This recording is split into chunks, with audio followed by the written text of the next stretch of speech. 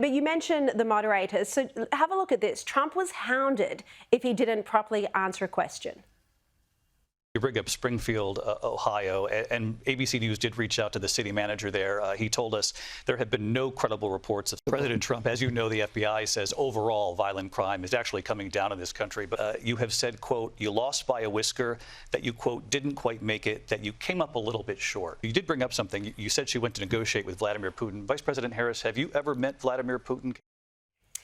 Michael, Donald Trump himself came out afterwards. He went on Sean Hannity's show afterwards and he said it was 3 against 1. Would you agree with that? Oh, no doubt about that. You were watching it, you're thinking this can't be right. But this is the American, left-wing press doing their best to help Harris win. But Trump didn't help himself. I mean, I think she will be a hopeless president. I think she's completely incapable of running the free world. She's been invisible as a vice president. No one can name a single achievement of hers. But Donald Trump was ill-disciplined, as I said. And, I think it's the sign of Trump over 8 years. I think he says to people, I've got here on my own. I don't need to listen to all you people. And you saw that performance today. He wasn't against someone today who had early-stage dementia. And she was clever enough to say to her advisors, I don't know what I'm doing. Tell me what I need to say. And she did it. Yeah. Look, Megyn Kelly wrote a piece today where she said that the head of ABC News, and it was ABC News in the US that hosted this debate, she wrote that the head of ABC News, Dana Walden, is a close friend of Kamala's and is apparently responsible for Kamala meeting her husband. So, and Megyn's argument is that it was actually a mistake for the Republicans to agree to a debate on the ABC. Gary Hargrave, what do you think about that? Look, I've been on both sides of this. I've been a politician. I've been an inquirer as a journalist or a reporter. Look, I just simply say to you that Harris did what I always tell people in politics to do: answer the question you want to answer. In other words, tell them what you want to tell them.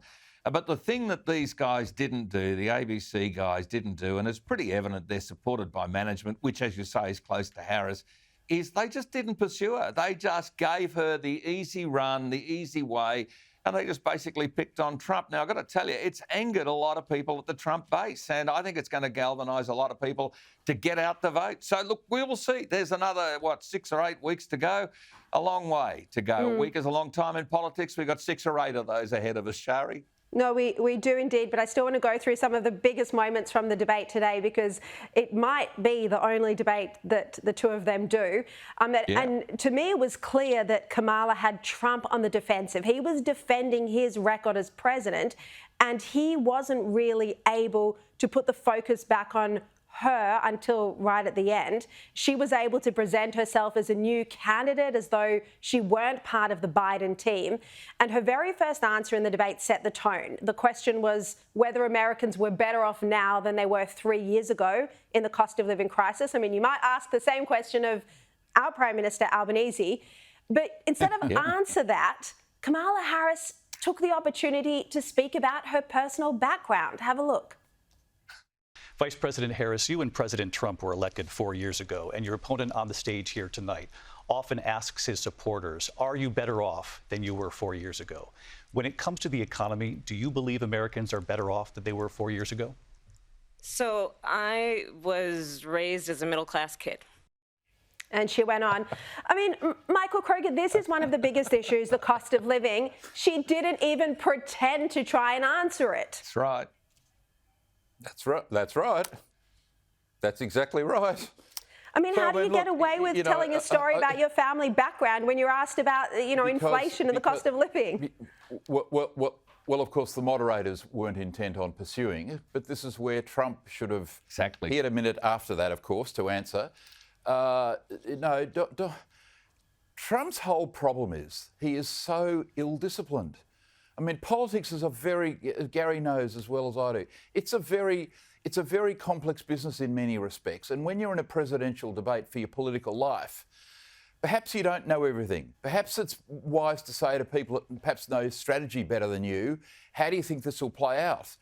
I'm absolutely sure from having talked to people over the years in the Republican Party that no one can tell Trump anything. As I said, he says, I got here on my own, I don't need you people. And you could tell that today. right? He was lost. He's on about the dogs being eaten, and all this. We'll get to that. He didn't pursue her on. As I said, this was a debate about Donald Trump, not about her 3.5 years as vice president. And don't forget, Sharri, this is the first time a lot of Americans will have actually seen her. Most people don't know anything about her. Most people don't know she's vice president. This is the first time they've seen her in a debate and listened to her for an extended period of time because she's invisible elsewhere. You can't see her apart from a clip at a rally. And people have gone away thinking, she wasn't too bad. I don't know what people are saying, that she's dumb or insipid or hiding. No, she was out there and she did quite a good job. That'll be the takeout from today's debate. And if she's smart, she will not do another debate. Yeah, although her team have already immediately demanded a second debate, and it's now Trump who hasn't agreed at this point in time. Look, abortion featured as the second topic after the cost of living, which says something about how big this issue is in America, unlike in Australia.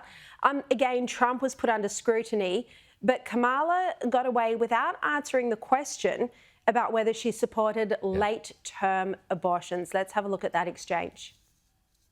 You should ask, will she allow abortion in the 8th month, 9th month, 7th month? Come on. Okay, would you do that? Why don't you ask her that question? Why don't you answer That's the question? problem. Would you because veto? under Roe v. Wade, Answer the question, would you veto? you could do abortions in the 7th month, the 8th month, the 9th That's month. not true. Look, Gary, again, the moderators, they did fact-check Trump and they said there were no abortions, which would be murder, after babies had been born. But then they didn't follow up to ask Kamala the question about whether she did support late-term abortions. They just swept over this. And Sharri, the fact-checkers found that there were 5 or 6 examples of that infanticide, basically, after a baby's been born. After an abortion that went wrong. I hate this subject, mind you, but I've been watching and listening to the commentary on this. And all I'm saying to you is this, that I think your analysis and your interest in the specifics of this is only a minute interest by comparison to a lot of people in America who did watch this and listen closely. And I think they will see through Kamala's phoniness and her bulltish. And, Michael's probably right that there's a whole lot of, superfluous stuff that people thought, she wasn't too bad, we're expecting her to fail. There was no word salad. I get all of that. But when push comes to shove, she didn't answer questions that were important to Americans around kitchen tables, like the cost of living, like the fact that some things, grocery items, have gone up 50 and 80% in America, just like they have here over the last couple of years, like the fact that American jobs are being lost offshore because of things being brought in from other countries, just like here. The price of fuel gone through the roof, just like here.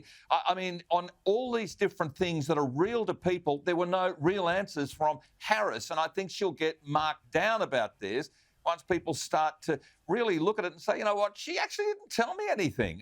She looked Hollywood, but heavens, we've got Taylor Swift and Barbara Streisand and Mark Hamill and all these people who are just pumping for her.